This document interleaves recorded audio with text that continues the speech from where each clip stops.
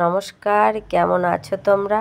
আশা করব যে যেখান থেকেই দেখছো সবাই অনেক ভালো আছো এবং সুস্থ আছো। ভিডিওটা দেখে অবশ্যই বুঝতে পারছো কেন এতদিন যাবৎ ভিডিও আপলোড করিনি এবং তোমাদেরও ভিডিও দেখিনি।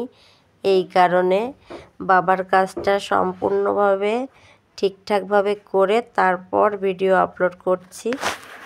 সবাই সঙ্গে থেকো এবং সঙ্গে থাকবো। বাবা 28শে এপ্রিল সোমবার সকাল 8:15-র সময় গত হয়েছিল। আমি ছোড়দা আর নোয়াদা সঙ্গে কাছে ছিলাম। তৎক্ষণাৎ মাকে ডেকে নিলাম, মা এদিকে আসো।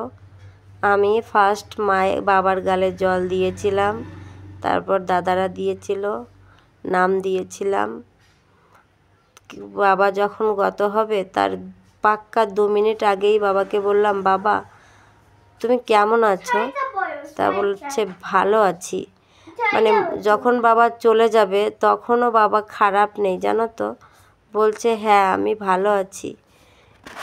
বাবার কাজ ঠিকঠাকভাবে সব মিটে গেছে। বাবার যে ঘাট শ্রাদ্ধটা হয়, যেখানে কৃষ্ণ আর রুক্মিণীর বিবাহ হয়েছিল, সেখানেই বাবার ঘাট শ্রাদ্ধটা হয়েছিল।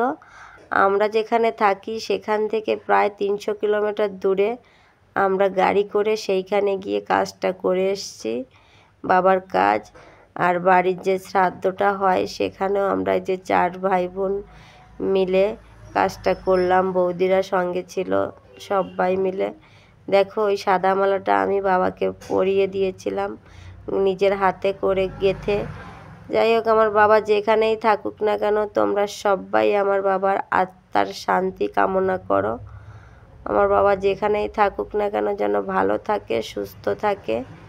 আর কি বলবো বলো, আর কিছুই বলার নেই। তোমরা আমার সঙ্গে থেকো, সুস্থ থেকো, ভালো থেকো।